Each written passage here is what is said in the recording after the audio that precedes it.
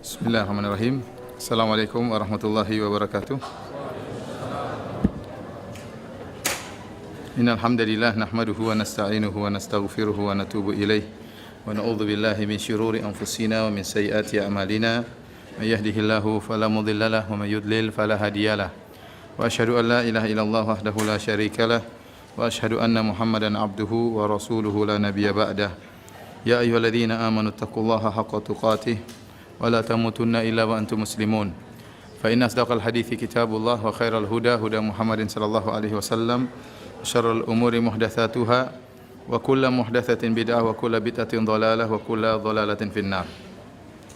Ikhwani fillah wa akhwati fiddin azani Allah wa iyyakum.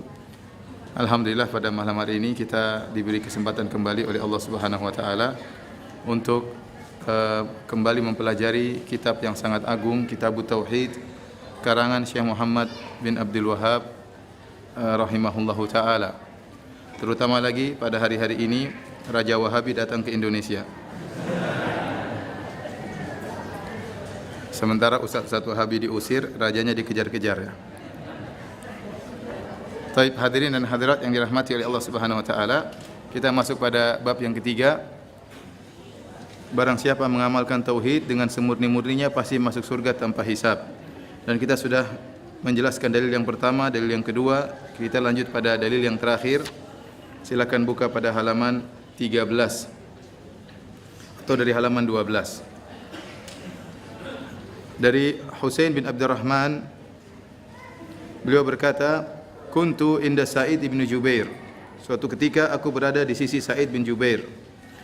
Faqala, kemudian dia bertanya, "Ayyukum ra'al kawkab alladhi qadda al-barihah?" Siapa di antara kalian yang semalam lihat bintang yang jatuh? Qultu ana. Saya tadi malam lihat bintang jatuh, kata Husain bin Abdurrahman. Ama ini lam akun fi salatin. Ketahuilah bahwasanya aku ketika itu tidak sedang salat. Walakin ludiktu. Tetapi saya tidak tidur malam bukan karena salat. Saya tidak tidur malam, saya begadang sehingga melihat bintang jatuh. Kenapa saya tidak bisa tidur malam? Kenapa saya begadang? Karena saya disengat binatang berbisa. Kemudian Sa'id bin Jubair bertanya, "Fama sana'ta? Apa yang kau lakukan?" Kata dia, "Irtaqaitu, aku minta untuk diruqyah." Sa'id bertanya lagi, "Wa ma hamalaka ala dzalik?" Apa yang mendorongmu untuk meminta diruqyah? Aku berkata, hadithun haddatsanahu Sya'bi, suatu hadis yang dituturkan oleh Asy-Sya'bi kepada kami. Sa'id bertanya lagi, wa ma haddatsakum? Apa yang disampaikan Sya'bi kepadamu? Aku berkata, qad haddatsana an Buraidah bin al-Husayb, bahwasanya Rasulullah SAW bersabda, la ruqyata illa min ainin aw humatin. Tidak ada ruqyah kecuali karena ain atau karena sengatan. Kemudian Sa'id berkata, qad ahsana man intaha ila ma sami'a. Sungguh telah baik orang yang mengamalkan apa yang telah didengarnya. Walakin haddatsani Ibnu Abbas. Akan tapi Ibnu Abbas radhiyallahu anhuma menyampaikan kepada kami tentang suatu hadis bahwasanya Rasulullah SAW bersabda, "Uridat alayyal umamu," ditampakkan bagiku umat-umat. "Fara'aitu nabiyya wa ma'ahu rahtu." Lantas aku melihat ada seorang nabi dan bersamanya beberapa orang. Ar-rahtu itu antara 3 sampai 9. Ada sekitar beberapa orang.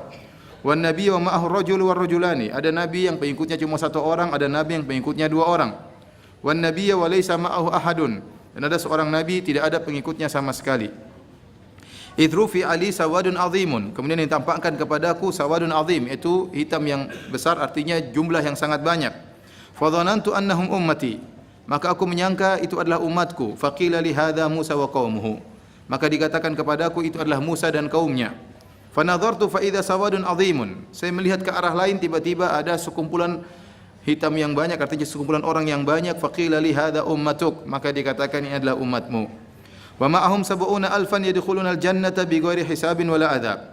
Dan di antara umatmu ada 70.000 orang yang masuk surga tanpa azab dan tanpa hisab. Thumma nahadha fadakhala manzilahu. Setelah itu Rasulullah SAW kemudian bangkit dari duduknya, lalu dia masuk ke rumahnya. Fakhadha an-nasu fi ulaik. Maka para sahabat berbincang-bincang, siapakah mereka itu yang masuk surga tanpa azab dan tanpa hisab? Wa qala ba'dhum Sebagian mereka berkata, fala'allahumul ladzina sahibu Rasulullah sallallahu alaihi wasallam. Mungkin mereka adalah para sahabat Rasulullah sallallahu alaihi wasallam, artinya dari kaum Muhajirin dari awal bersahabat dengan Rasulullah sallallahu alaihi wasallam. Wa qala ba'dhum fala'allahumul ladzina wulidu fil Islam falam yusyriku billahi syai'a. Sebagiannya lagi berkata, mungkin mereka adalah orang-orang yang sejak lahir sudah Islam, kemudian tidak pernah berbuat syirik sama sekali. Wa dzakaru asya'a, lalu mereka menyebutkan pendapat-pendapat yang lainnya. Fa kharaja alaihim Rasulullah sallallahu alaihi wasallam. Lalu Rasulullah SAW keluar menemui mereka, fa akhbaruhu. Lalu mereka mengabarkan kepada Nabi tentang diskusi mereka. Faqala, Nabi berkata, humul ladzina la yastarqun, 70.000 orang tersebut yang masuk surga tanpa azab dan tanpa hisab adalah alladzina la yastarqun, yang tidak pernah minta untuk diruqyah, wala yaktawun, dan tidak pernah minta untuk diobati dengan kai, besi yang dipanaskan, wala yatatayyarun, dan tidak pernah bertatayyur, wa ala rabbihim yatawakkalun, dan mereka bertawakal kepada Rabb mereka. Faqama Ukasyah bin Mihsan, maka Ukasyah bin Mihsan berdiri. Kemudian dia berkata, "Ud'u Allah an yaj'alani minhum." Ya Rasulullah, doakan aku termasuk dari 70.000 orang tersebut. Qala anta minhum, kata Nabi, kau termasuk mereka. Tsumma qama rajulun akhar, kemudian berdiri laki-laki yang lain. Dia berkata, "Ud'u Allah an yaj'alani minhum." Ya Rasulullah, doakan aku agar termasuk 70.000 orang tersebut. Kata Rasulullah sallallahu alaihi wasallam, "Sabaqaka biha Ukasyah." Kamu sudah kedahuluan Ukasyah. Baik hadirin, hadis ini adalah hadis yang sangat agung dan kita akan menyampaikan banyak sekali faedah dari hadis ini, hadis yang sahih yang diriwayatkan oleh Imam Al-Bukhari dan Al-Imam Muslim.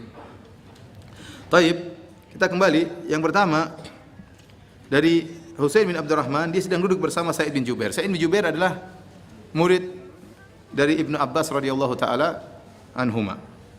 Kemudian Sa'id bin Jubair bertanya, "Siapa di antara kalian yang tadi malam melihat bintang jatuh?" Pembicaraan seperti itu boleh, ya, ada kejadian aneh. Siapa yang kemarin lihat tabrakan, siapa yang kemarin lihat sesuatu, ya. Biasa pembicaraan duniawi, ya, tidak tercela.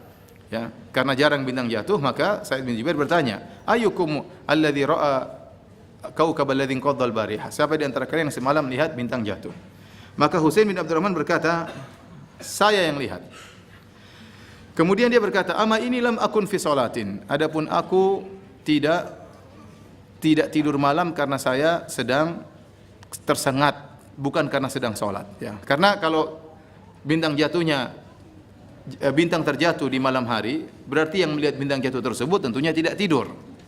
Kalau tidak tidur berarti apa? Begadang. Dan kebiasaan para salaf kalau tidak tidur itu pasti sholat malam. Kebiasaan mereka sholat malam. Maka supaya tidak disangka sholat malam, dia bantah, dia mengatakan, "Ama ini lam akun fi sholatin." Saya bisa lihat bintang jatuh tersebut karena saya begadang, dan saya begadang bukan karena sholat malam, tapi saya disengat apa? Binatang berbisa. Ya. Sebagian kita kalau begadang pasti nonton bola kan. Baik. Kemudian ini dalil bahwasanya para salaf dahulu tidak ingin dipuji dengan apa yang tidak mereka lakukan. Karena itu ciri-ciri yang tercela. Yang Allah sebutkan dalam Al-Qur'an, yuhibbuna an yuhmadu bima lam yaf'alu. Mereka suka dipuji dengan apa yang tidak mereka lakukan. Ya. Maka seorang menghindari hal ini. Jangan sampai dia ingin dipuji dengan sesuatu yang tidak dimiliki. Ya. Karena itu adalah hal yang tercela. Oleh karenanya, kalau kita ditanya oleh seorang, berapa hafalanmu? Kau sudah berapa juz kau hafal dari Al-Qur'an? Maka bilang saja tidak ada, ya. Tidak usah kita bilang adalah. Berapa? Pokoknya ada. Saya tidak mau riak. Padahal tidak ada, jangan. Bilang tidak ada adalah seakan-akan supaya orang mengira hafalannya banyak. Jangan. Kalau ada orang menyalurkan sumbangan lewat kita, ya, maka kita bilang jangan seakan-akan itu dari kita. Jangan. Kita kasih aja, bilang ini ada orang nitipkan kepada saya. Jangan sampai orang menyangka itu sumbangan dari kita. Ya. Itu namanya ingin dipuji dengan apa yang tidak kita lakukan. Ya. Man tashabba'a bima lam yu'ta kalabisi thawbai zur, kata Nabi SAW, barang siapa yang bergaya dengan apa yang tidak dia miliki, seperti dia memakai dua pakaian kedustaan. Ya. Dia mendustai dirinya dan dia juga mendustai orang lain. Ya. Maka seorang berusaha menghindar dari penyakit ini. Jangan dia terkesan bahwasanya dia adalah orang yang ahli suka mutalaah buku-buku agama yang banyak. Berdasarkan pengalaman saya, berdasarkan apa yang saya perhatikan dalam literatur, ya, seakan-akan dia baca banyak. Padahal dia baca artikel di internet satu, kemudian dia bilang demikian. Jangan dia mengesankan seakan-akan dia hafal Sahih Bukhari dan Sahih Muslim. Kemudian dia mengesankan seakan-akan dia hafal, bahkan hafal ininya, hafal anunya. Kenyataannya tidak hafal. Itu namanya ingin dipuji dengan apa yang tidak dia miliki. Seorang belajar tawadhu, ya. Seorang belajar tawadhu. Contoh yang nyata yang saya lihat dari Syekh Abdul Muhsin Al-Abbad hafizahullah taala, waktu saya hadir pengajian suatu hari di Masjid Nabawi, kemudian beliau ditanya atau beliau menyampaikan suatu hadis, kata beliau, hadis ini diriwayatkan oleh fulan dan fulan, ya, sebagaimana termaktub dalam buku ini dalam halaman sekian jilid sekian. Kemudian beliau mengatakan, saya hafal karena saya baru baca tadi. Ya. Dia tidak ingin disangka kalau dia hafal buku tersebut. Maka dia jelaskan, saya hafal ini karena saya baru baca tadi. Karena ingin dipuji dengan apa yang tidak dimiliki itu suatu yang tercela. Seorang tidak boleh demikian. Maka dia mengatakan, saya tidak sholat malam, saya tidak tidur bukan karena sholat malam, tapi saya tidak bisa tidur karena disengat binatang berbisa. Maka Sa'id bin Jubair bertanya, fama sona'ata, apa yang kau lakukan? Kata dia, irtaqaitu, saya pun minta untuk diruqyah. Dia bertanya lagi, wa ma hamalaka ala dzalik, apa dalilmu?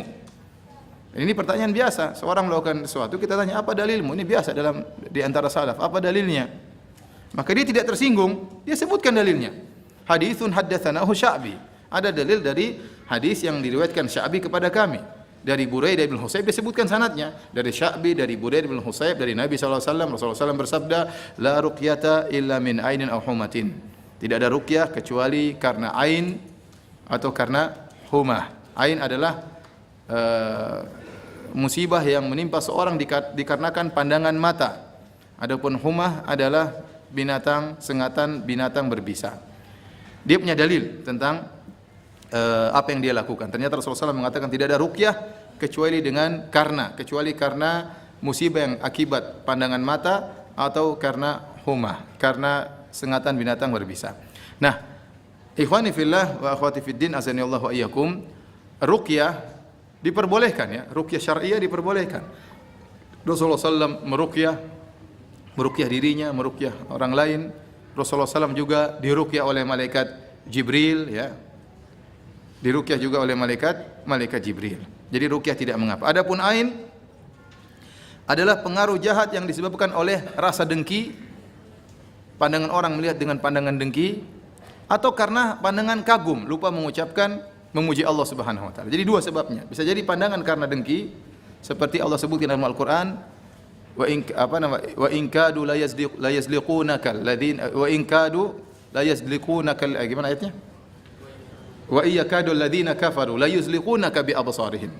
Ya, hampir-hampir orang-orang kafir menggelincirkan engkau bi absarihim, dengan pandangan mereka. Para ulama menafsirkan yang tadi Ibnu Abbas dan yang lainnya, artinya mereka memandang Nabi dengan pandangan ain agar Nabi bisa terkena musibah. Tetapi Allah menjaga Rasulullah sallallahu alaihi wasallam. Wa iyyakadu alladhina kafaru la yuzliqunaka bi absarihim. Hampir-hampir orang kafir menggelincirkan engkau wahai Muhammad dengan pandangan mereka. Ini pandangan jahat. Namun ternyata ain, musibah menimpa seorang bukan hanya dengan pandangan hasad. Bisa jadi karena pandangan kagum namun lupa memuji Allah Subhanahu wa taala. Dalilnya hadis tentang apa yang menimpa Sahal bin Hunayf. Anaknya menceritakan, iktasala abi Sahal bin Hunayf bil Kharrar.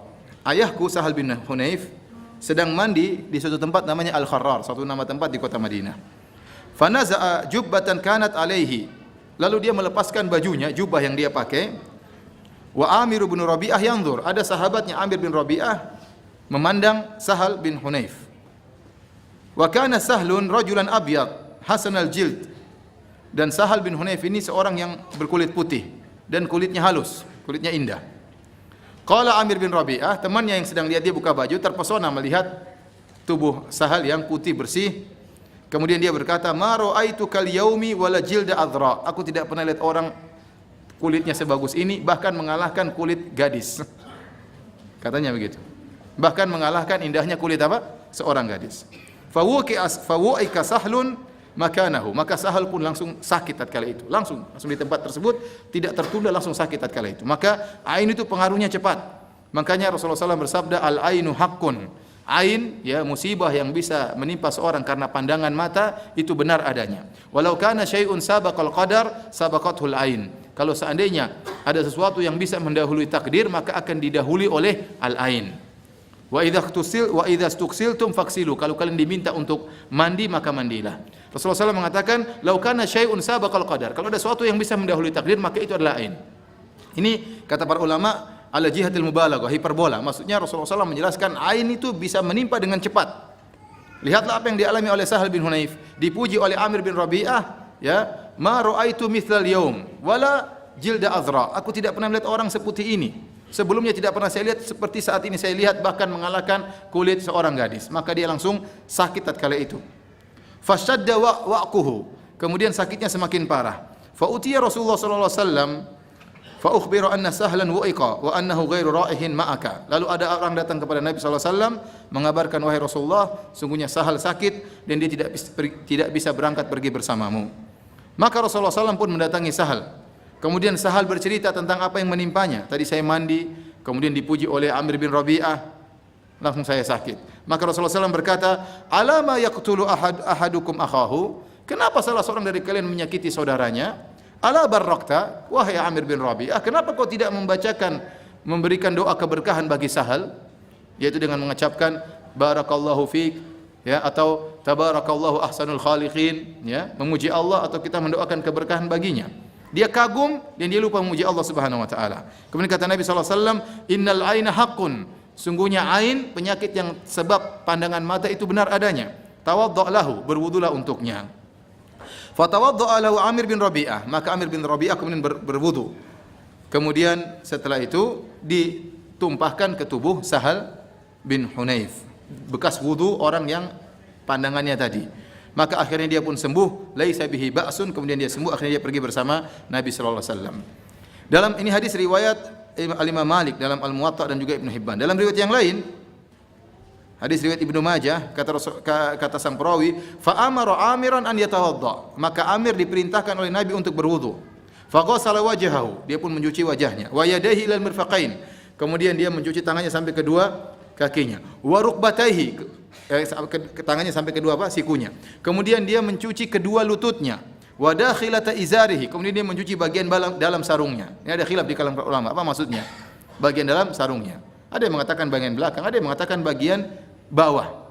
Dia tuangkan air di bagian dalam sarungnya, wa amarahu an yusabba alaihi. Setelah itu airnya dikumpulkan sisanya lalu dituangkan ke tubuh Sahal bin Hunayf.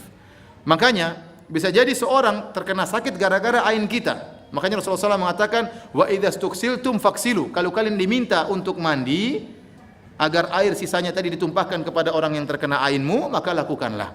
Jangan kita bilang, "Oh, bukan karena saya, bukan. Kamu tadi yang puji kok." Jadi kalau ada orang yang dicurigai, diminta untuk apa? Minta mandi. Dan untuk orang yang diminta untuk mandi jangan tersinggung, ya. Karena Rasulullah SAW mengatakan, wa idza stuksiltum faksilu. Kalau kalian diminta untuk mandi maka mandilah. Makanya ikhwan, antum hati-hati, ya. Ada orang terkenal memiliki ain yang kuat, ada orang yang biasa-biasa saja. Nah, antum bisa jadi memandang orang dengan hasad. Kalau antum hasad, antum muji Allah, semoga Allah beri berkah dia untuk menghilangkan hasad dalam diri kita. Atau kita terpukau, terkadang terpukau melihat istri kita, "Kamu cantik sekali," tahu-tahu langsung berubah, kan bahaya. Kita bilang, "Masya Allah istriku, kamu cantik, Masya Allah hari ini cantik." Jangan lupa bilang Masya Allah, jangan lupa bilang tabarakallah, barakallahu fiki.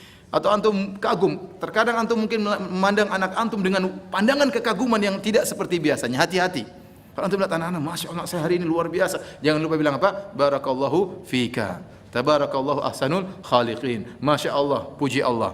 Agar anak kita tidak terkena ain kita. Jadi ain sebabnya bisa dua, dengan pandangan hasad atau pandangan kagum dengan lupa memuji siapa? Allah Subhanahu wa taala. Taib. Jadi Usain bin Abdurrahman dia meruqyah, dia punya dalil. Kata Nabi, "La ruqyata illa min ainin aw humatin." Tidak ada ruqyah kecuali karena ain atau karena humah. Kata para ulama, maksud hadis ini tidak ada ruqyah yang mujarrab. Karena ruqyah itu obat segala penyakit. Wa nunazzilu minal Qur'ani ma huwa shifa. Kami turunkan dari Al-Qur'an Al-Qur'an menjadi obat. Jadi Al-Qur'an adalah obat bagi segala penyakit. Al-Qur'an itu kalau dibaca di ruqyah adalah obat segala penyakit, baik penyakit, ya, penyakit hati maupun penyakit jasad. Baik penyakit hati maupun penyakit jasad. Di antara penyakit-penyakit tersebut ada ruqyah yang sangat ampuh, yaitu ruqyah karena ain dan ruqyah karena humah. Kata para ulama, ruqyah seperti ini karena ain dan karena humah cepat sekali menghilangkan sebab ain dan sebab huma, yaitu sengatan binatang berbisa. Adapun ruqyah dari penyakit-penyakit yang lain terkadang butuh waktu yang lama, ya, diulang-ulang, terkadang sampai berbulan-bulan, ya. Tapi kalau karena ain dan karena humah bisa hilang dengan cepat. Kemudian Sa'id bin Jubair ingin membantah atau ingin mengkritisi Husain bin Abdurrahman. Dan ini adab dalam berdialog. Kata Sa'id bin Jubair, qad ahsana man intaha ila ma sami'a. Sungguh baik orang yang telah melakukan dalil yang sampai kepadanya. Walakin haddatsani Ibnu Abbas, tapi saya punya dalil yang lain. Yang diriwayatkan oleh Ibnu Abbas dari Nabi sallallahu alaihi wasallam. Kata Rasulullah sallallahu alaihi wasallam, "Uridat alayya al-umamu", ditampakkan bagiku umat-umat. Disebutkan dalam riwayat-riwayat yang lain, ya, ini terjadi tatkala Isra Mi'raj. Rasulullah SAW ditampakkan tentang masa depan. Rasulullah SAW melihat sebagian penghuni neraka, ada wanita diazab, ada lelaki diazab, padahal neraka belum ada isinya sekarang. Ya. Karena orang-orang akan dimasukkan dalam neraka jahanam nanti setelah hari kiamat. Fir'aun juga belum dimasukkan. Kata Allah Subhanahu wa taala, "An-naru yu'raduna 'alaihi ghuduwan wa 'ashiyya wa yawma taqumus saa'ah adkhilu ala fir'auna asyaddal 'adzab." Sekarang Fir'aun dan bala tentaranya diazab di kuburan, ya. Namun kata Allah, "Wa yawma taqumus saa'ah", nanti hari kiamat baru dimasukkan ke dalam azab yang lebih pedih. Tetapi Nabi diperlihatkan dalam hadis banyak, sinfani min ahlin nar, dua penghuni neraka jahanam, begini. Rasulullah SAW berkata, dakhalat imra'atun nara fi hirratin habasatha. Ada seorang wanita masuk neraka gara-gara kucing yang dia kekang. La hiya at'amatha wa la hiya tarakatha ta'kulu min khashashil ard. Dia tidak kasih makan kucing tersebut dan dia tidak biarkan kucing tersebut cari makan sendiri dari rumputan yang ada di tanah. Jadi Rasulullah SAW diperlihatkan masa depan. Di antaranya Rasulullah SAW diperlihatkan bahwasanya umat-umat akan berkumpul suatu hari di hari kiamat kelak. Kemudian Nabi berkata, "Fara'aitun nabiyya wa ma'ahu ar-rahtu." Saya melihat ada seorang nabi, pengikutnya cuma ar-rahtu, yaitu cuma sekitar 3 sampai 9 orang, beberapa orang. Wan nabiyya wa ma'ahu ar-rajulu. Ada seorang nabi, pengikutnya cuma 1 orang. Subhanallah. Nabi pengikutnya cuma satu orang. War rajulani, ada nabi pengikutnya cuma 2 orang, ya. Wan nabiyya wa laisa ma'ahu ahadun, dan ada seorang nabi tidak ada pengikutnya sama sekali. Apakah nabi-nabi tersebut gagal dalam berdakwah? Jawabannya tidak. Mereka sudah berdakwah sesuai dengan yang diperintahkan oleh Allah Subhanahu wa taala, dan masalah hidayah di tangan Allah Subhanahu wa taala. Ya. Oleh karena Nabi Nuh alaihi salam berdakwah selama 950 tahun. Alfa sanatin illa khamsina ama. 950 tahun. Tapi kata Allah, "Wa ma amana ma'ahu illa qalil." Tidak ada yang beriman kepadanya kecuali cuma sedikit. 950 tahun, dan itu dakwahnya bukan dakwah seperti kita cuma seminggu sekali pada maghrib di Masjid Al-Fatah, tidak, ya. Itu kata Nabi Nuh, "Inni da'autu qaumi laila wa nahara." Aku mendakwahi kaumku siang dan malam. Terus menerus saya dakwahi. Falam yaziduhum du'ai illa firara. Semakin aku berdakwah mereka semakin kabur. Ya. Subhanallah, 950 tahun dakwah siang malam, istrinya pun tidak beriman. Istrinya kafir, anaknya pun tidak beriman. Wa ma amana ma'ahu illa qalil, yang beriman kepadanya cuma sedikit orang. Ada nabi yang tidak punya pengikut sama sekali. Tapi ingat, mereka sudah berusaha semaksimal mungkin. Nabi Nuh bersabar. Bahkan dikatakan abdan syakura. Nabi Nuh itu hamba yang bersyukur kepada Allah Subhanahu wa taala. Ya, bersabar dalam berdakwah dan bersyukur kepada Allah atas anugerah yang Allah berikan. Pengikutnya sedikit, tetap bersyukur kepada Allah Subhanahu wa taala. Maka seorang berusaha berdakwah semaksimal mungkin, ya. Kalau tidak ada pengikutnya, maka dia menghibur diri dengan mengatakan para nabi juga ada yang tidak ada pengikutnya. Jangan dia baru berdakwah dengan cara yang kasar, dengan cara yang keras, kemudian diusir oleh masyarakat. Tidak apa-apa, nabi juga tidak ada pengikutnya. Salahnya kamu yang salah, cara dakwahnya enggak beres, ya. Ya, seorang berusaha berdakwah dengan berbagai metode, dengan perlahan-lahan, dengan penuh kelembutan. Kalau dia ditolak, ya itu sudah, berarti dia sudah berusaha. Ya. Taib, hadirin dan hadirat yang dirahmati oleh Allah Subhanahu wa taala. Kemudian kata Nabi sallallahu alaihi wasallam, "Idru fi ali sawadun azimun." Tiba-tiba diperlihatkan kepadaku sawad. Sawad dalam bahasa Arab artinya hitam, tetapi maksudnya sawad di sini bukan hitam, ya. Maksudnya jumlah yang besar. Sawad jumlah yang besar, jumlah yang sangat besar. Menunjukkan pengikut yang banyak. Fa dhanantu annahum ummati. maka aku menyangka itu adalah umatku. Saya punya cerita, ya, agak lucu sedikit. Mau dengar atau tidak? Suatu hari saya keluar dari masjid Syekh bin Baz. Masjid Syekh bin Baz itu masjid Universitas Madinah. Di tengah kampus Universitas Madinah ada masjid besar namanya Masjid Syekh bin Baz rahimahullahu taala. Kita tahu di Universitas Madinah mahasiswa dari berbagai macam negara, ada 100 negara lebih. Ya, makanya kalau ada tandingan bola ini Piala Dunia ya. Saya pas keluar tiba-tiba ada orang Afrika 2 berdebat di depan pintu masjid. Ini apa masalahnya, mereka berdebat di depan pintu masjid. Satunya berkata, "Ya akhi, hitam yang kita rasakan ini ujian dari Allah Subhanahu wa taala." Lanjutkan enggak? Semoga yang hitam tidak tersinggung ya. Saya juga hitam-hitam dikit lah ya. Yang satunya berkata, "Ya akhi, tidak ya akhi, hada nikmah minallah." Ini nikmat dari Allah, anugerah dari Allah. Kata dia, "Ya akhi, gimana ente jujur saja, tidak ada nikmat, ini ujian." Allah berfirman, "Yauma tabyadu wujuh wa taswaddu wujuh." Ya. Hari di mana ada wajah yang berseri-seri dan ada wajah yang menghitam. Fa ammal ladzina aswaddat wujuhum gimana ya? Fa kafartum ba'da imanikum. Adapun orang-orang yang wajahnya hitam, apa kalian kafir setelah kalian beriman? Ya, lihat, hitam di neraka. Dia bilang, "Enggak, ini nikmat dari Allah." Dia ngeyel. "Apa dalilmu?" "Saya enggak punya dalil." Akhirnya saya lewat, saya bilang ada dalilnya. Fa idza sawadun azim. Tiba-tiba ada hitam yang banyak. Kata itu dalilnya katanya. Padahal sawad di sini bukan artinya hitam, artinya apa? Artinya jumlah yang apa? Yang banyak ya. Jangan ada yang tersinggung ya. Fadhanantum annahum ummati. Saya melihat jumlah yang banyak, saya menyangka itu adalah umatku. Faqila li, maka dikatakan kepadaku, hadza Musa wa qaumuhu. Inilah Musa dan pengikutnya. Kita tahu bahwasanya pengikut terbanyak setelah pengikut umat Muhammad SAW adalah umat Nabi Musa alaihissalam. Pengikutnya sangat banyak ya. Kemudian dikatakan itu bukan umatmu tapi Musa dan pengikutnya. Fanadhartu fa idza sawadun azim. Kemudian saya melihat ke arah yang lain, tiba-tiba ada jumlah yang sangat banyak pula. Faqila li hadza ummatuk, maka dikatakan itulah umatmu. Setelah itu Rasulullah SAW berkata, "Wa ma'ahum sab'una alfan yadkhuluna al-jannata bighairi hisabin wala azab." Dan di antara umat Nabi SAW ada 70.000 orang yang masuk surga tanpa azab dan tanpa hisab. Berapa orang? 70.000 orang. Banyak atau sedikit? Banyak. Banyak atau sedikit? Sedikit. Ya akhi, umat Muhammad banyak ya. Dari zaman Nabi SAW sampai hari kiamat umat Muhammad. Bukan cuma yang hidup sekarang sudah berapa miliar? Banyak. Belum yang sudah pernah hidup. Yang pernah hidup, yang sudah meninggal dunia banyak sekali, miliaran. Yang sedang hidup juga miliaran. Yang akan hidup sampai hari kiamat juga apa? Miliaran.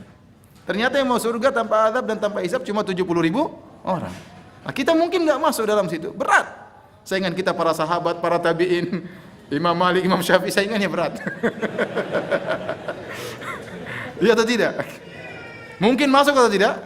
Mungkin, tapi kecil kemungkinannya. Karena ini perkara yang berat. Kita berbicara tentang orang memurnikan tauhid. Kalau masalah keutamaan tauhid secara umum benar, orang masuk surga. Mungkin dihisab dulu. Mungkin diadab dulu. Ini ada tingkatan yang spesial, tanpa dihisab, tanpa diadab. Subhanallah. Antum bayangkan antum nanti di hari kiamat sebelum disidang antum disuruh nunggu di bawah terik matahari 50 yang dengan jarak yang sangat dekat sampai orang-orang ketakutan, kehausan, kelaparan, bercucuran keringat. Belum lagi disidang setelah itu. Setelah disidang ditanya, kamu pernah begini, berat. Setelah disidang kemudian ditimbang lagi, mengerikan. Tunggu hasil timbangan. Kemudian catatan amal, mengerikan semuanya. Ini orang santai saja, tahu-tahu nyelonong masuk surga tanpa hisab. Tidak pakai apa? Hisab, luar biasa. Oleh karenanya 70.000 itu banyak tapi sebenarnya sedikit ya. Maka Nabi SAW dalam riwayat Ahmad, Rasulullah SAW minta tambahan. Fastazattu Rabbi fazadani ma'a kulli alfin sab'ina alfan. Aku pun minta tambahan kepada Rabbku. Maka Rabbku memberi tambahan setiap 1.000 bawa 70.000 orang. Sekarang jumlahnya jadi berapa? Coba hitung pakai kalkulator. Berapa? Cepat, yang benar saya kasih hadiah. Hah? Ada jawaban yang lain? Benar saya kasih hadiah. Tapi enggak banyak, setelah 1.000. Hah? 4,9 miliar. Semoga ini yang benar. Ini 4,9 juta. Ini bapak sama anak berselisih. Coba yang benar berapa? Setiap 1.000 orang bawa 70.000 orang. Jadinya sekarang jumlah yang masuk surga tanpa azab tanpa hisab berapa? Ayo berapa? Wah banyak sekali 7 triliun. Kalau triliun kita masuk semua insya Allah. Berapa?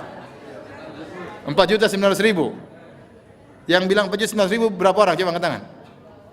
Uangnya nggak cukup. Yang benar salah semua. Ya? Salah semua. Yang benar 4.970.000. 70.000 pertama jangan dilupakan. Benar atau tidak? Aduh matematika nggak benar. Uangnya saya masukin lagi ya. Masa 70.000 yang pertama pahlawan ente lupakan? Dia yang bawa semua orang dilupakan. Paham? Jadi yang benar jumlahnya jadi 4.970.000. Nah kalau ini masih ada kemungkinan. Rahmat Allah luas. Ente jangan berkecil hati. Berdoa kepada Allah. Dalam riwayat yang lain ya disebutkan bahwasanya Allah tambah lagi. Mudah-mudahan kita dimasukkan oleh Allah Subhanahu wa taala. Taib. Kemudian setelah Rasulullah SAW menyampaikan ada 70.000 orang masuk surga tanpa azab dan tanpa hisab, Rasulullah SAW berdiri, fadakhala manzilah, kemudian dia masuk dalam rumahnya. Fakhadha an-nasu fi ulaik. Orang-orang pun berbicara, siapa 70.000 orang tersebut? Semua ingin bisa dapat predikat itu, masuk surga tanpa hisab dan tanpa azab. Maka mereka berdiskusi. Ada yang berkata, fala'allahumul ladzina sahibu Rasulullah. Mungkin mereka adalah para sahabat Nabi. Maksudnya sahabat yang lebih spesial. Sahabat Nabi semua yang melihat Nabi dalam istilah syariat adalah sahabat. Tapi ini sahabat sedang berbicara tentang sahabat. Maksudnya sahabat yang sejak awal di Mekah sudah menemani Nabi SAW, kemudian berhijrah ke kota Madinah menemani Nabi SAW. Mungkin itu sahabat Nabi SAW. Wa qala ba'dhum fala'allahumul ladzina wulidu fil Islam wa lam yusyriku billahi syai'a. Mungkin 70.000 orang tersebut adalah orang-orang yang sejak lahir sudah Islam dan tidak pernah berbuat syirik sama sekali. Ini menunjukkan para sahabat yang sedang berdiskusi, mereka benar-benar mengagungkan kaum muhajirin, para sahabat. Sehingga mereka waktu ditanya, siapa yang masuk surga tanpa azab dan tanpa hisab? Mungkin sahabat kaum muhajirin yang sejak awal sudah bersahabat dengan Nabi SAW. Jadi para sahabat agung di mata mereka. Tidak seperti orang Syiah yang kemudian mengkafirkan seluruh sahabat kecuali 4 orang atau berapa orang. Kemudian mereka tahu keagungan Islam dan bahayanya syirik. Makanya di antara pendapat mereka berkata, fala'allahumul ladzina wulidu fil Islam, mungkin mereka ini orang-orang yang sejak lahir sudah Islam, walam yusyriku billahi syai'a, dan kemudian tidak berbuat syirik sama sekali. Mereka ngerti bahwasanya bisa masuk surga tanpa azab dan tanpa hisab itu tidak boleh syirik sama sekali. Wa dzakaru asya'a. Lalu mereka menyebutkan pendapat-pendapat yang lain. Ya. Maka ini dalil kita boleh, saya tanya, apa pendapat kalian? Boleh, ya. Nanti yang penting ada yang membenarkan. Fa kharaja alaihim Rasulullah sallallahu alaihi wasallam, kemudian Rasulullah SAW keluar menemui mereka, fa akhbaruhu. Lantas mereka menyampaikan kepada Nabi, ya Rasulullah, tadi kami diskusi, ada yang mengatakan begini, ada yang mengatakan begini. Namun ternyata pendapat mereka semua salah. Dan alhamdulillah salah. Antum bayangkan kalau ternyata yang masuk surga tanpa azab, tanpa hisab cuma sahabat Nabi, kita sudah keluar dari dulu. Tidak mungkin masuk karena kita bukan sahabat Rasulullah sallallahu alaihi wasallam. Kalau pendapatnya pernah masuk Islam, sejak lahir sudah Islam, tidak pernah berbuat syirik sama sekali, kita mungkin pernah terjerumus dalam kesyirikan, entah syirik besar, entah syirik kecil. Alhamdulillah pendapat mereka salah. Pendapat yang benar dijelaskan oleh Nabi SAW, humul ladzina la yastarqun. Mereka adalah orang-orang yang tidak pernah minta untuk diruqyah. Wala yaktawun, dan mereka tidak pernah meminta untuk diobati dengan besi yang dipanaskan. Wala yatatayyarun, dan mereka tidak pernah bertatayyur, yaitu mengkait-kaitkan nasib sial dengan sesuatu yang dilihat, sesuatu yang didengar dengan angka tertentu, dengan waktu tertentu, hari tertentu, bulan tertentu. Wa ala rabbihim yatawakkalun, dan mereka bertawakal kepada Rabb mereka. Ini syarat orang-orang mau surga tanpa hisab dan tanpa azab. Taib. Kita bahas di sini. Ya. Ruqyah, kalau seorang minta ruqyah, kenapa dikatakan makruh? Ruqyah itu jadi ruqyah itu ada berapa model. Pertama, kita meruqyah orang lain. Ini tidak jadi masalah. Ya. Ada seorang sahabat berkata, ya Rasulullah, hal arqi, apakah saya boleh meruqyah? Kata Nabi sallallahu alaihi wasallam, man istata'a minkum an yanfa'a akhahu falyaf'al. Barang siapa di antara kalian yang mampu untuk beri manfaat kepada saudaranya, lakukanlah. Ruqyah itu pengobatan. Kita mengobati orang baik atau tidak? Baik, enggak jadi masalah. Yang pertama, kita meruqyah orang. Ya, dan Rasulullah SAW meruqyah sahabat, kemudian Rasulullah SAW juga diruqyah oleh Jibril alaihissalam. Yang kedua, orang datang meruqyah kita tanpa kita minta, ini juga jadi masalah. Orang yang berbuat baik sama kita, silakan, tafadhal. Yang jadi masalah yang ketiga, kita minta untuk orang lain untuk meruqyah kita. Ini menurut para ulama mengurangi tawakal. Dalam hadis yang diriwayatkan oleh Ibnu Majah, disahihkan oleh Syekh Albani, Rasulullah SAW bersabda, "Man iktawa aw istarqa faqad bari'a minat tawakkul." Barang siapa minta untuk diruqyah atau minta untuk disembuhkan dengan besi yang dipanaskan, dia berlepas diri dari tawakal, yang sempurna. Dia berlepas diri dari tawakal yang sempurna. Kenapa? Karena minta ruqyah ada bentuk permintaan kepada orang lain, dan Rasulullah SAW menyuruh para sahabat untuk tidak minta kepada siapapun kecuali hanya kepada Allah Subhanahu wa taala. Kemudian perkara yang kedua, selain meminta kepada orang lain, ada bentuk perendahan, kita minta tolong dong ruqyah saya. Yang kedua, ada ketergantungan hati kepada orang ini. Ada ketergantungan hati kepada orang ini. Oleh karenanya, barang siapa yang minta untuk diruqyah, dia tidak berdosa loh. Minta ruqyah itu tidak berdosa, tapi dia berkurang dari derajat yang paling tinggi. Karena mau surga tanpa hisab dan tanpa adab itu adalah orang-orang ahli tauhid yang super kedudukannya, sangat tinggi. Dan barang siapa yang minta untuk ruqyah, dia telah turun dari kedudukan yang tertinggi tersebut, sehingga dia tidak bisa masuk surga tanpa hisab dan tanpa azab. Baik. Hadirin hadirat yang dirahmati oleh Allah Subhanahu wa taala. Sebagian ulama membahas bagaimana jika seorang ayah minta ruqyah kepada anaknya, boleh atau tidak? Apakah mengurangi tawakalnya? Bagaimana jika seorang suami minta ruqyah kepada istrinya atau sebaliknya istri kepada suaminya? Sebagian ulama mengatakan tidak mengurangi tawakal. Kenapa? Karena ayah suruh anak itu sudah biasa. Beda kalau kita minta sama orang, ada sifat merendahkan diri kepada orang lain. Adapun anak kita, ini sini, angkat ini, enggak jadi masalah. Ruqyah bapak misalnya, enggak jadi masalah. Ini pendapat sebagian ulama. Sebagian ulama mengatakan tidak boleh. Mau minta kepada anak, minta kepada bapak, berdasarkan keumuman hadis Nabi SAW. Karena itu semua bentuk bergantung kepada orang lain. Ada pendapat, yang pendapat ini jarang diungkapkan ya. Namun ternyata ini pendapat para ulama besar, di antaranya Syekh bin Baz rahimahullahu taala. Demikian juga pendapat yang dikuatkan oleh Syekh Ibnu Utsaimin dalam Syarah Sahih Al-Bukhari ya. Ternyata menurut Syekh bin Baz, jika seorang telah mencapai keimanan yang tinggi, kemudian dia perlu untuk minta diruqyah dan tidak ada obat kecuali ruqyah ini, maka tidak mengapa dia minta untuk diruqyah. Dan tidak mengeluarkan dia dari 70.000 golongan. Ya, saya bacakan perkataan Syekh bin Baz rahimahullahu taala. Walakinnal istirqa'a la yamna'u kaunahu minas sab'in. Seorang minta untuk diruqyah tidak menghalangi dia termasuk dari 70.000 orang yang masuk surga tanpa azab, tanpa hisab. Wal istirqa' talabur ruqyah. Dan istirqa' adalah minta ruqyah. Wa idza da'atil hajatu ila hadza fala ba's. Jika ternyata ada kebutuhan perlu untuk ruqyah, sudah tidak ada obat yang lebih manjur kecuali ruqyah, maka tidak mengapa, kata Syekh bin Baz. Beliau sebutkan dalil. An-Nabi sallallahu alaihi wasallam amara Aisyah an tastarqi.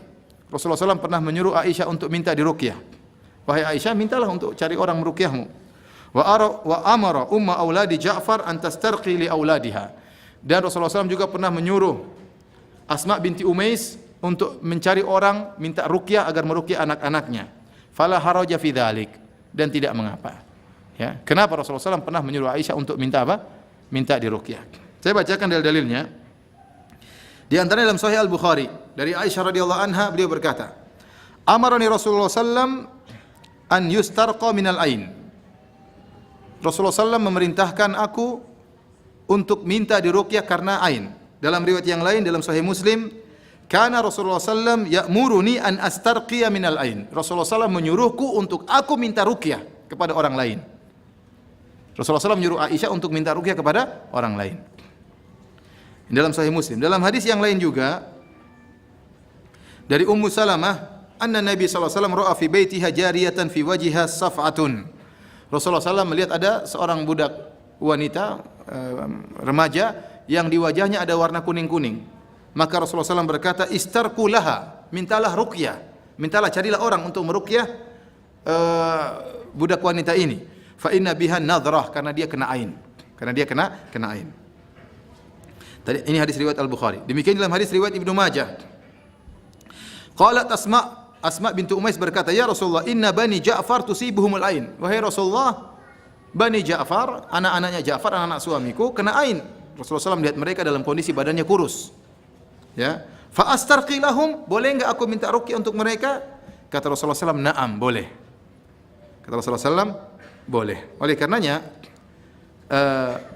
sebagian ulama mentakwil hadis-hadis seperti ini, bagaimana mengkompromikan dengan hadis 70.000 orang yang mau surga tanpa azab dan tanpa hisab. Di antara ciri-ciri mereka tidak pernah minta untuk diruqyah. Sebagian ulama seperti Syekh bin Baz mengatakan boleh kalau memang benar-benar ya hajatnya kuat. Seorang benar-benar sementara dia sudah mencapai derajat tauhid yang tinggi. Ternyata dia penyakitnya tidak bisa disembuhkan kecuali dengan ruqyah, maka tidak mengapa. Syekh Utsaimin juga berpendapat bahwasanya ya tidak mengapa kalau ruqyah tersebut benar-benar ya menyembuhkan.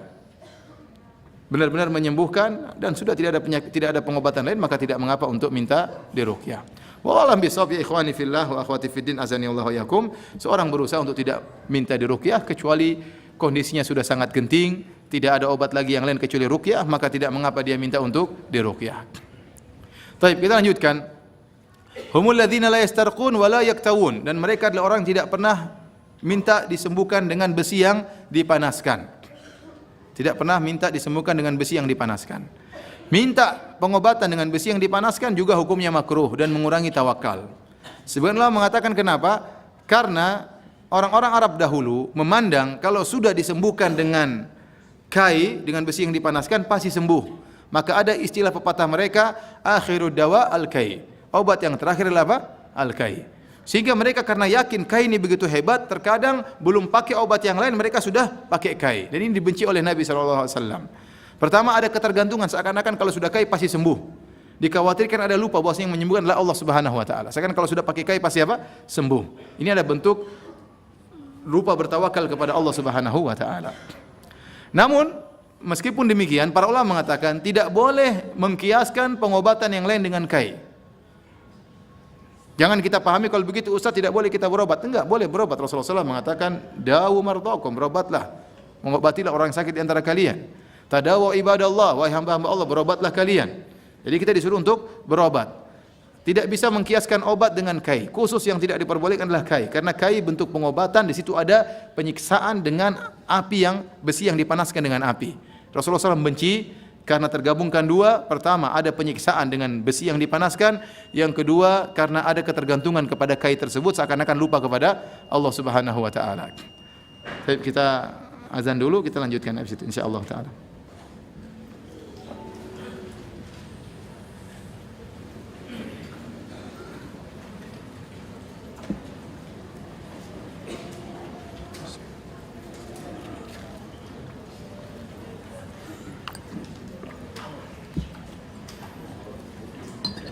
Salat dulu ya.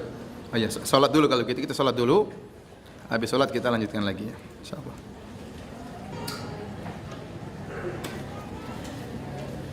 Bismillahirrahmanirrahim.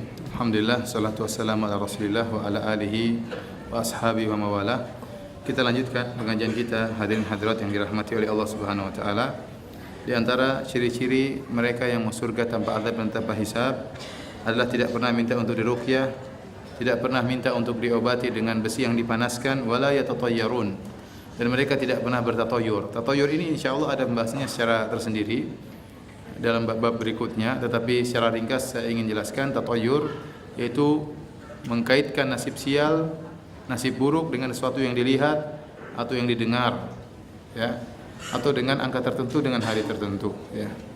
Dalam Islam, ya, tidak ada hari sial, tidak ada angka sial, ya, tidak ada waktu sial. Yang bikin sial cuma maksiat. Yang bikin sial itu apa? Maksiat. Kalau orang bikin maksiat, tunggu kesialan akan menimpanya. Karena Allah berfirman, "Wa ma asabakum min musibatin fabima kasabat aydikum." Dan tidak ada satu musibah pun yang menimpa kalian kecuali akibat maksiat yang kalian lakukan, ya. Adapun hari sial tidak ada dalam Islam, tidak namanya hari sial, ya. Contohnya sederhana seperti orang mengkaitkan nasib sial dengan angka 13. Ini diimport dari orang-orang barat. Orang-orang barat meyakini angka 13 adalah angka sial. Sehingga mereka tatkala membangun bangunan tidak ada lantai 13. Kalau antum naik pesawat juga tidak ada kursi nomor berapa? 13. Saya kemarin baru naik pesawat ya. Duduk di emergency nomor 12 langsung 14. Nomor 13 tidak ada ya. Seakan-akan angka 13 itu angka sial. Ini tidak benar, dari mana? Apa bedanya 13 sama 12? Cuma kurangi 1 jadi 12. Apa bedanya? 13 12, 11 12. Apa bedanya? 11 12 bedanya. Antara 13 dengan 12 bedanya apa? 11 12. Paham? Tidak ada bedanya. Kenapa bisa mengatakan angka 13 angka sial? Ya akhi, bagaimana kalau ente ternyata anak nomor 13? Kasihan. Istri saya 13 bersaudara, satunya meninggal. Tinggal 12. Adiknya yang terakhir nomor 13, ini anak sial kalau begitu. Alhamdulillah ya, hafal Quran ya, hafal 30 juz, jadi imam di Pekanbaru ya. Masih kita bilang dia apa? Anak sial ya. Anak sial tapi hafal Quran, kan repot ya. Oleh karenanya ini contoh sederhana, banyak contoh-contoh yang lain tapi insyaallah kita tunda pada pembahasan khusus insyaallah tatkala masalah tatoyur. Jadi tatoyur adalah mengkait-kaitkan nasib sial dengan sesuatu yang dilihat, angka tertentu, bulan tertentu, dan ini banyak tersebar di tanah Jawa ya. Mau nikah saja setengah mati ya. Mau nikah, kamu lahir bulan apa? Bulan ini, Jumat Pahing. Satunya apa? Jumat Kliwon.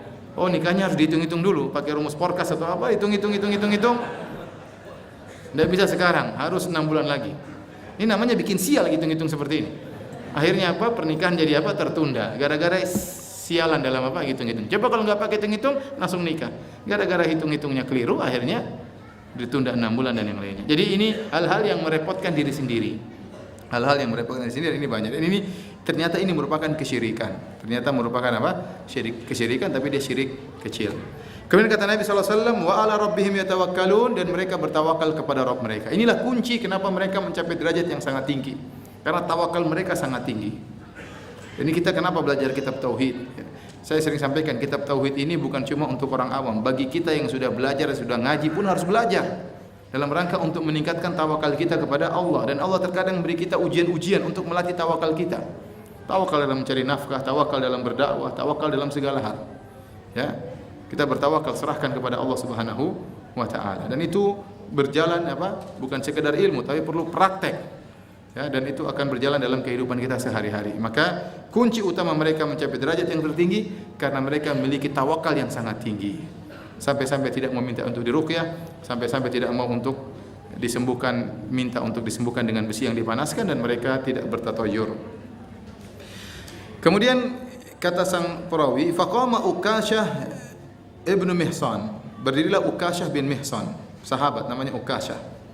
Kemudian dia berkata, "Udu Allah an yaj'alni minhum." Ya Rasulullah, doakan saya termasuk mereka. Kata Rasulullah SAW, "Anta minhum." Masya Allah. Kalau kita hidup di zaman Nabi, ya Rasulullah, doakan saya. Ya Rasulullah. Cuma sudah tidak ada Nabi SAW. Rasulullah SAW mengatakan, kau termasuk mereka. Ini dalil bahwasanya kita bisa memastikan bahwasanya Ukasyah bin Mihsan masuk surga tanpa hisab dan tanpa azab. Karena Rasulullah SAW berkata, anta minhum, kau termasuk dari 70.000 orang tersebut. Tsumma qama rajulun akhar, kemudian ada seorang laki-laki lagi yang berdiri. Sama, udu Allah an yaj'alni minhum. Ya Rasulullah, doakan saya termasuk mereka. Rasulullah SAW mengatakan, sabaqaka biha Ukasyah, kamu sudah kedahuluan siapa? Ukasyah. Dan ini jawaban cerdas dari Nabi SAW dalam menunjukkan akhlak Nabi yang sangat mulia. Ya, Nabi mengatakan kamu sudah kedahuluan apa? Ukasyah. Dengan jawaban ini laki-laki tadi tidak tersinggung.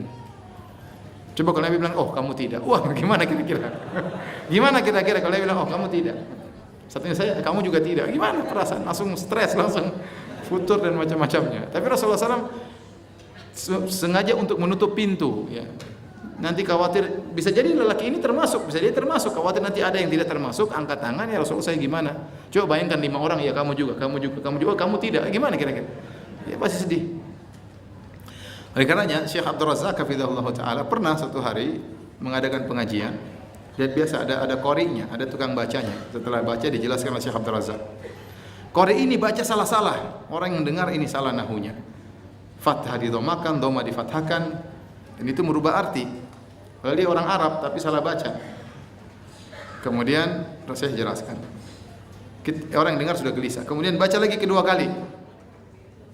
Salah-salah lagi. Baca ketiga kali, salah-salah lagi. Enggak mungkin gajian salah-salah terus. Hari ini saya bilang, sebentar, gantian yang lain. Gantian. Wah, enggak enak sama orang ini, disuruh ganti. Akhirnya yang satu ganti. Baca kedua kali, Syekh bilang ganti lagi yang ketiga. Sehingga tidak membuat malu orang yang apa? Yang pertama. Ya kalau kesan cuma seganti sekali seakan-akan, tapi yang orang kedua, orang ketiga, orang keempat ternyata seakan-akan bacanya digilir. Padahal masalahnya orang yang pertama apa? Salah-salah baca. Dalam rangka menjaga perasaan apa? Orang lain. Ya. Oleh karena Nabi SAW selain cerdas, beliau juga berakhlak mulia, maka beliau menjawab dengan jawaban yang indah, sabaqaka biha Ukasyah. Kamu sudah kedahuluan siapa? Si Ukasyah. Dengan demikian orang tadi tidak tersinggung. Ada khilaf di kalangan para ulama, siapa orang ini yang kata Nabi kamu sudah kedahuluan Ukasyah? Ada yang mengatakan dia orang munafik. Ini pendapat sebagian ulama. Namun dibantah oleh sebagian ulama yang lain, kalau dia munafik ngapain dia minta doa kepada Nabi?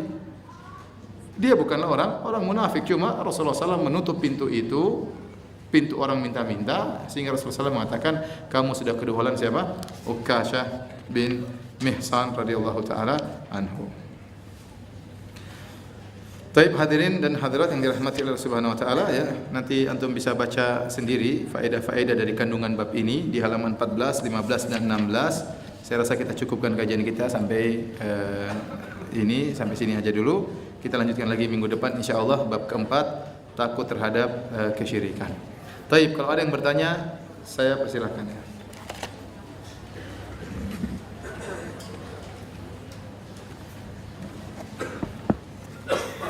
Ustaz, saya pernah ingin untuk diruqyah, tetapi saya tidak menemukan peruqyah yang syar'i. Jadi tidak jadi ruqyah. Apakah termasuk dosa, Ustaz? Tidak dosa, saya ulangi. Minta untuk diruqyah itu bukan dosa. Itu hukumnya boleh. Ya, namun dia menghilangkan puncak tawakal, ya. Dia menghilangkan apa? Puncak tawakal. Namun tidak dikatakan dia berdosa. Seorang minta ruqyah tidak berdosa.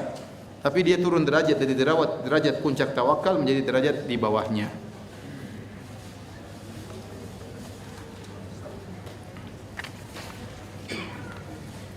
Ustaz, bagaimana jika kita ingin meruqyah diri sendiri? Apakah keinginan tersebut termasuk mengurangi tawakal kita terhadap Allah? Tidak, kalau kita meruqyah diri sendiri enggak jadi masalah. Saya ulangi, yang jadi masalah yang mengurangi tawakal kita kalau kita minta ruqyah sama orang lain. Kalau kita minta ruqyah sama orang lain. Tapi kalau kita meruqyah diri sendiri atau kita meruqyah orang lain atau ada orang datang meruqyah kita tanpa kita minta, tidak jadi masalah. Saya ulangi. Kalau kita meruqyah diri sendiri atau meruqyah orang lain atau ada orang meruqyah kita tanpa kita minta, tidak jadi masalah. Yang jadi mengurangi derajat kita kalau kita minta orang lain untuk meruqyah kita. Apabila mendengarkan ayat-ayat ruqyah dari rekaman, apakah sama dengan minta diruqyah? Jawabannya tidak. Kita putar sendiri kan, tidak apa-apa. Kita dengar ayat-ayat tersebut, kita tidak minta sama orang lain, ya.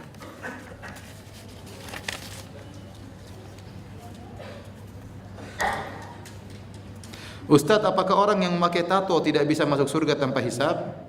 Bagaimana dengan tato-tatoan dari permen karet?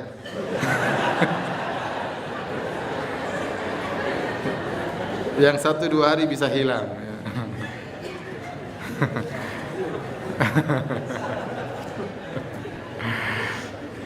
Jadi kalau tatonya tato asli, ya, maka dan subhanallah ini orang-orang kafir ya,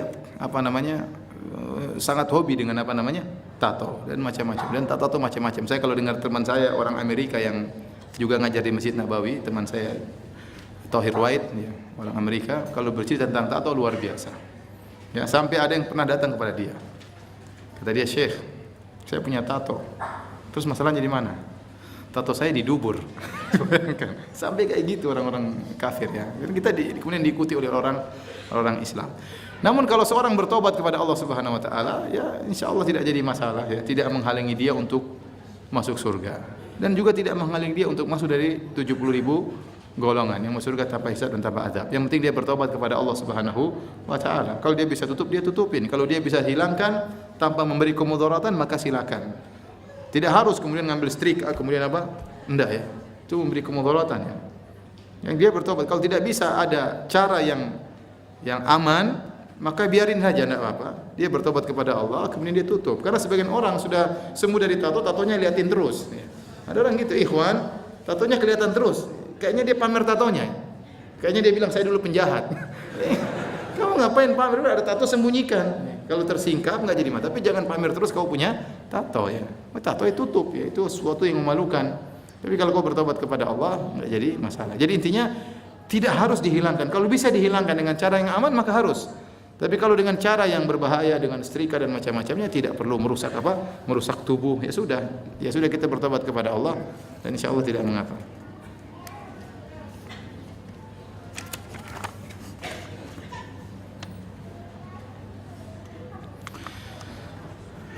Semoga Ustaz selalu dirahmati dan diberkahi oleh Allah Subhanahu wa taala. Amin ya rabbal alamin.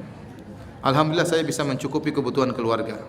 Pertanyaannya, apakah berdosa jika kita sebagai suami memberi uang atau barang-barang kepada orang tua saudara kita tanpa sepengetahuan istri? Wah, ini takut sama istrinya. Saya ulangi, apakah kita berdosa?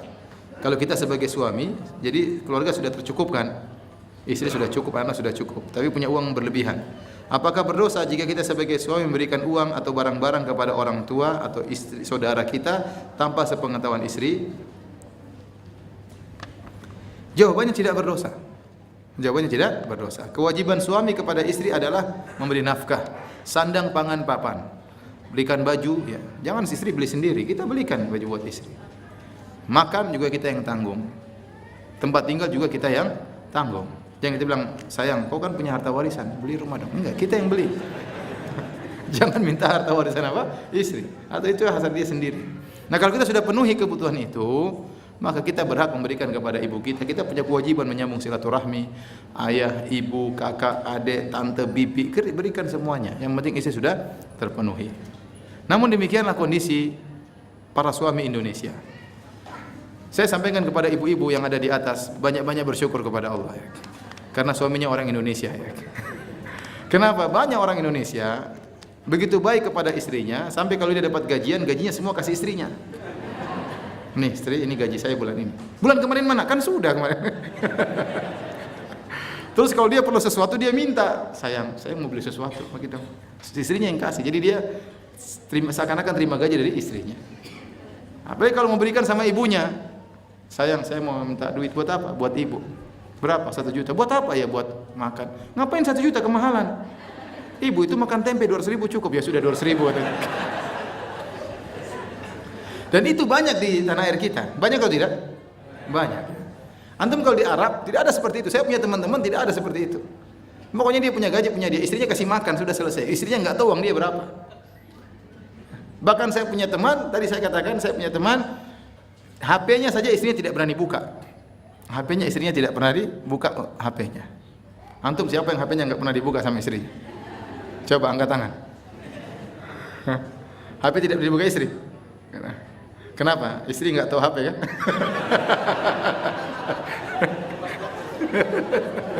Masya Allah ya, Masya Allah, itu hebat itu, hebat. Kebanyakan ada passwordnya nggak ketahuan. Subhanallah. Jadi orang Indonesia itu banyak sekali baik. Jadi istrinya dikasih uang. Saya pernah menghadapi kasus salih dari seorang sahabat. Orang itu sangat baik sekali. Kalau datang kepada saya, Ustaz, saya punya masalah. Ustaz, ada apa? Ustaz, orang ini saking baiknya, dia punya rumah 11, semua atas nama istrinya. Terus dia kasih rekening istrinya, dia masukkan 11 miliar di rekening apa? Istrinya. Luar biasa. Jadi masalah istrinya kabur habis itu. Ini kejadian nyata saya hadapi. Subhanallah. Lihat, ini orang baik sekali, subhanallah. Baik apa bahlul saya nggak tahu. Tapi dia baik sekali. Bayangkan 11 miliar semua kasih istrinya. Istrinya pergi, pusing dia. Alhamdulillah setelah 2 tahun, 3 tahun terus konsultasi sama aja, ngobrol-ngobrol, akhirnya istrinya kembali. Alhamdulillah. Istrinya kembali. Tapi uang sudah habis. Alhamdulillah masih kembali. Maksud saya, ibu-ibu bersyukur punya istri, punya suami orang Indonesia ya. Kalau orang Arab mungkin tidak ada, udah kamu makan nih, makan ini udah selesai, nggak usah tahu urusan duit saya berapa ya, ya, tahu-tahu kawin lagi ya. Inilah diantara penghalang-penghalang tidak bisa kawin lagi. Kenapa duitnya semua dipegang apa? Istri. Jadi seorang tatkala dia memberi uang kepada orang tuanya, kepada bapaknya, kepada ibunya, ya tanpa sepengetahuan istrinya tidak mengapa, ya. Yang penting istrinya dipenuhi kebutuhannya. Tapi tidak jadi masalah. Kalau dia pun sampaikan kepada istrinya itu lebih baik. selama istrinya tidak menghalangi. Dia agar dia tahu bahwasanya saya sebagai suami punya kewajiban berbakti kepada ayah dan ibu. Ya. Terus istri kita juga kalau minta bantuan untuk memberi ayah dan ibunya, kita bantu juga. Bukan cuma kita yang berbakti kepada orang tua kita juga bantu istri kita untuk bisa berbakti kepada kedua orang tuanya. Jadi saling kerjasama ya. Dan bagaimana hukumnya jika seorang istri juga punya penghasilan sendiri dan memberi kepada orang tua saudaranya tanpa sepengetahuan suami? Ya, itu tidak apa-apa, itu hak istri. Dia dapat uang warisan, dia punya pekerjaan hasil jualan online, selama dia tidak mengurangi, tidak melupakan kewajibannya untuk melayani suaminya. Lantas dia kemudian ada hasilnya berikan kepada orang tuanya, itu hak istri. Ya, Anda jangan bikin malu ya. Jangan bikin malu, kita ini sebagai suami kita harus cari nafkah buat istri, bukan minta uangnya istri. Ya.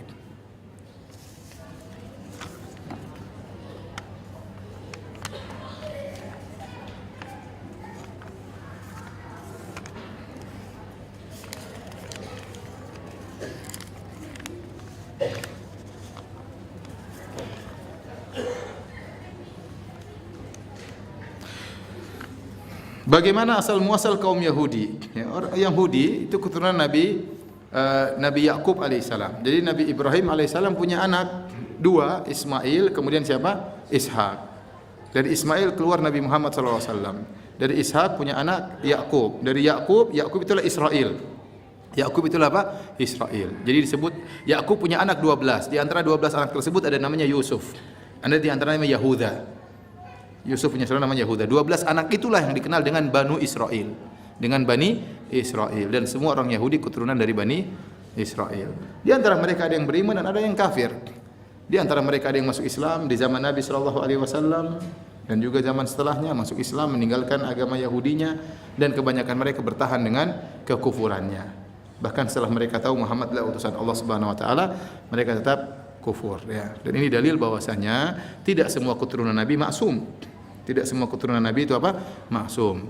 Karena di antara keturunan Nabi Ismail ada orang-orang Quraisy.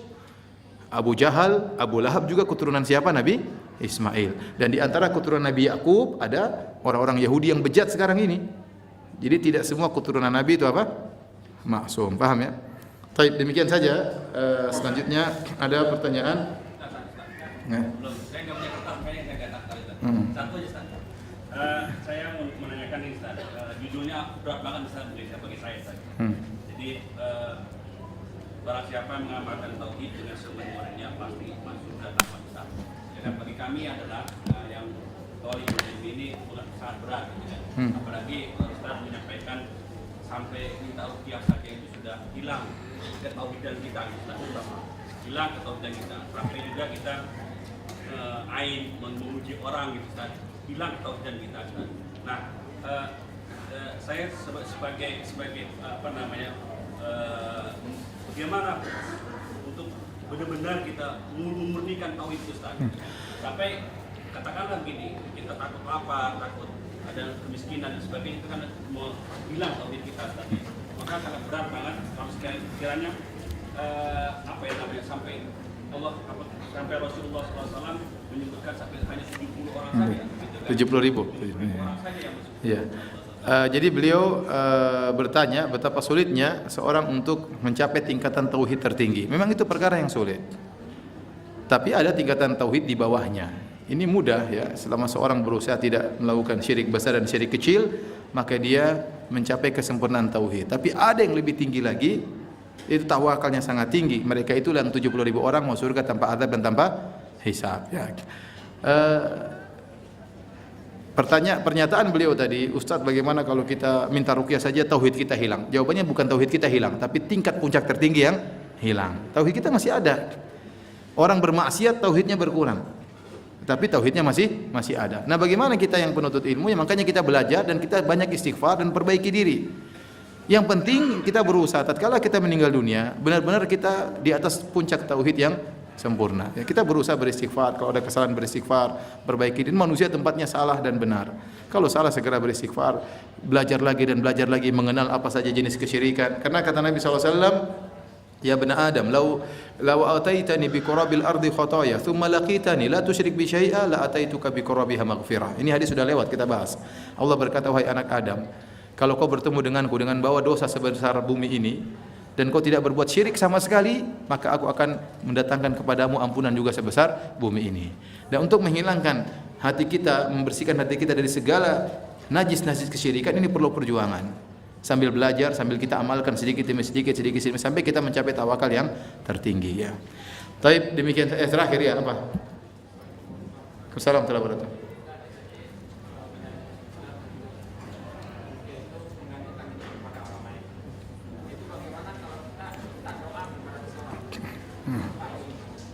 Enggak, jadi ruqyah lain dengan doa. Ruqyah lain dengan apa? Doa. Doa ya kita berdoa, minta doa kepada orang lain. Meminta doa kepada orang lain hukumnya mubah, ya. Tetapi kata para ulama lebih afdal kita berdoa sendiri. Lebih afdal kita berdoa sendiri. Karena yang kita minta doanya bukanlah orang yang kita pastikan mujabud dakwah, orang yang pasti dikabulkan doa. Beda tatkala para sahabat minta kepada Nabi. Karena Nabi adalah orang yang pasti doanya dikabulkan. Adapun selain Nabi SAW belum tentu doanya dikabulkan. Tidak mengapa kita minta orang saleh tolong doakan saya. Tapi jangan lupa yang paling afdal kita berdoa sendiri. Langsung minta kepada Allah. Makanya Allah mengatakan, wa idza sa'alaka ibadi anni fa inni qarib. Kalau mereka bertanya kepada engkau, hamba-hambaku bertanya kepada engkau tentang aku, katakanlah aku sangat dekat. Ujibu da'wata da'i idza da'an. Aku mengabulkan doa orang yang meminta kepadaku. Kata para ulama, tanpa perantara, langsung minta kepada Allah Subhanahu wa taala. Baik, yang bisa jawab pertanyaan akan dikasih hadiah ya. Yang belum pernah jawab, Ustaz. Tapi yang belum pernah jawab, yang belum pernah dapat hadiah maksudnya. Yang sudah ya sudah. Siapa yang bisa sebutkan ciri-ciri 70.000 orang masuk surga tanpa azab tanpa hisab? Nah, ini belum pernah. Hah, sudah pernah, yang belum pernah. Nah, coba berdiri. Nah, boleh lihat. Ya. Apa ciri-cirinya?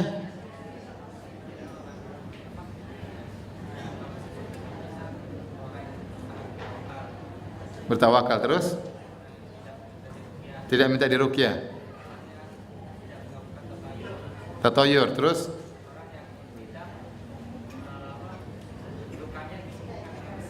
Tidak meminta untuk disembuhkan dengan besi yang dipanaskan. Masya Allah, silakan sini.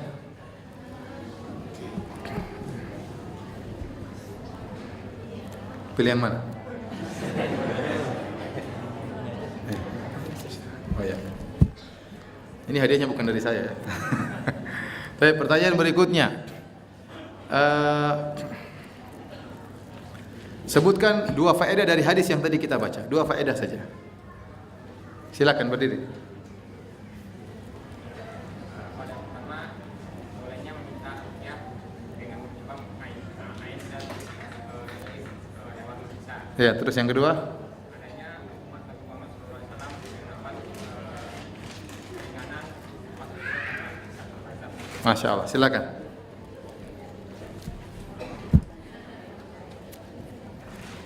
Yang mana?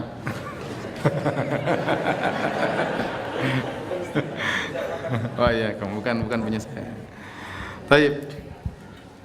Pertanyaan berikutnya,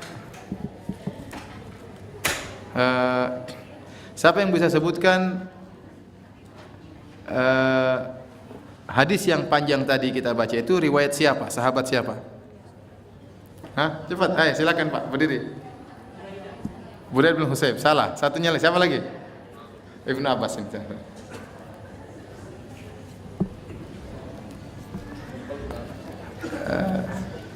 Ini buat antum, yang satunya kasih tetangga antum tadi. Ongkos capek angkat tangan. Sudah berusaha ya, namanya berusaha dihargai. Baik. Siapa bisa sebutkan 2 faedah yang lain dari hadis tadi? Silakan berdiri. Iya, silakan. Iya.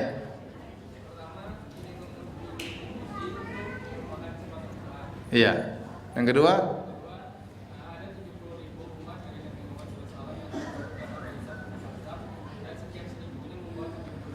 Masya Allah, silakan. Hah? Iya. Buat tetangga ya? Ya udah. Ini antum satu, yang tiganya kasih tetangga ya. Baik, demikian saja ikhwani fillah azanillahu yakum kajian kita, insyaallah kita lanjutkan lagi pekan depan pada bab yang keempat. Subhanakallah bihamdik asyhadu alla ilaha illa anta astaghfiruka wa atubu ilaik. Assalamualaikum warahmatullahi wabarakatuh.